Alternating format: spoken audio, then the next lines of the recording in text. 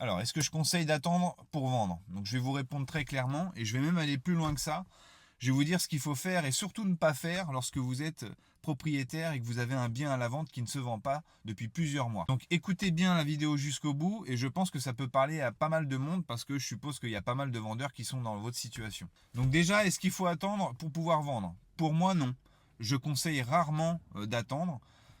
On est bien d'accord que c'est tout le temps du cas par cas, donc je connais pas bien votre situation. Il faudrait que j'approfondisse un petit peu ma découverte pour vous donner un vrai conseil. Mais en réalité, c'est rarement une bonne idée. Que vous soyez acheteur ou vendeur d'ailleurs.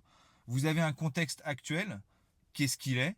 En revanche, qui vous dit que demain sera meilleur? Qui vous dit que demain ça va être mieux pour vendre ou pour acheter, etc.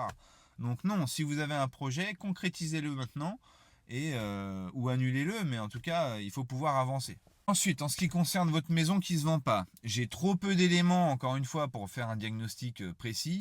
En revanche, je vous le dis, hein, si vous êtes dans un quartier prisé comme vous l'avez annoncé, dans 95% des cas, ça va être le prix. Votre prix, il n'est pas bon. Et contrairement, je reprends vos mots que vous aviez utilisés dans le commentaire sur l'autre vidéo, c'est pas une question de brader votre maison, qu'on soit bien d'accord. C'est juste une question de vous mettre au prix du marché. Et le prix du marché, c'est l'acheteur qui le fait. Donc il faut vous faire conseiller pour trouver le vrai prix de votre maison. Donc ça, c'est déjà le premier truc. Il va falloir le baisser à ce prix-là. Parce qu'il y a deux solutions à un moment. Si ça fait plusieurs mois, soit vous continuez à ce prix-là et vous prenez le risque de ne pas vendre, tout simplement, ni aujourd'hui ni demain.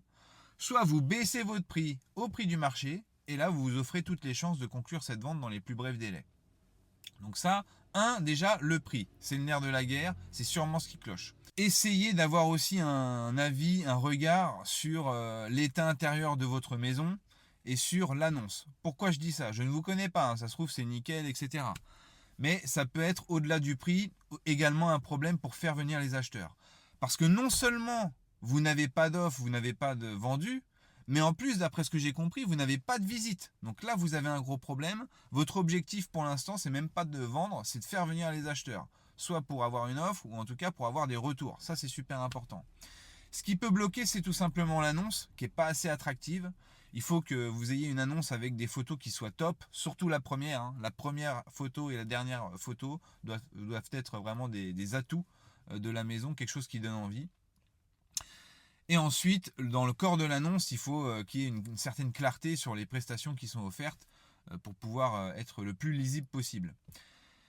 Et parfois, il y a l'état intérieur du bien, comme je le disais, qui peut être très chargé, très encombré. Donc ça, c'est compliqué pour faire des belles photos et tout simplement pour laisser la possibilité à l'acheteur de se projeter. Donc il faut peut-être revoir ça. Peut-être que votre décoration est très marquée. Peut-être qu'elle est un peu datée, je ne sais pas. Mais en tout cas, parfois, remettre un petit coup de peinture ou tout simplement faire du home staging, ça peut vous aider à avancer justement dans l'attractivité de votre bien.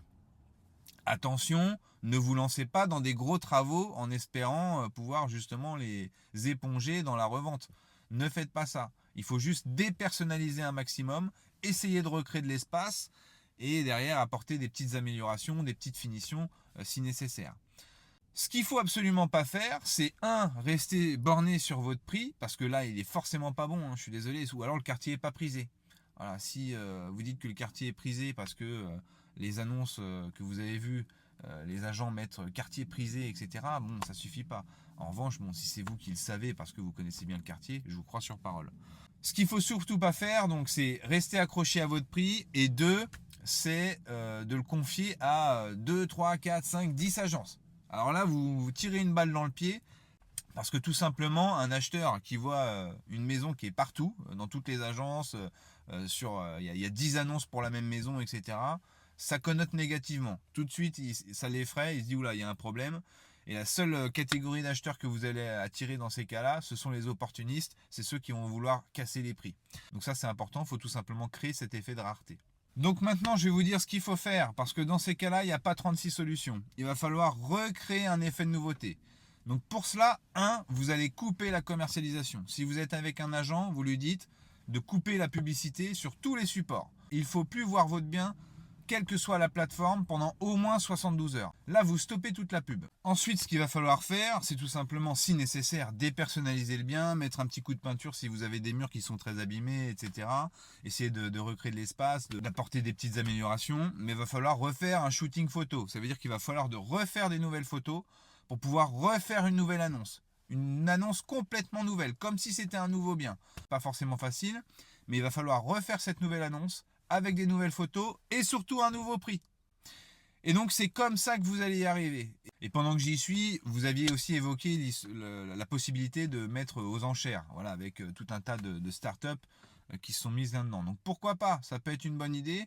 Je trouve que c'est une meilleure idée quand votre bien il est nouveau, parce que là, généralement, les gens qui vont sur les enchères ou sur ce genre de site, les acheteurs, c'est quand même des gens qui sont très alertes sur le marché actuel.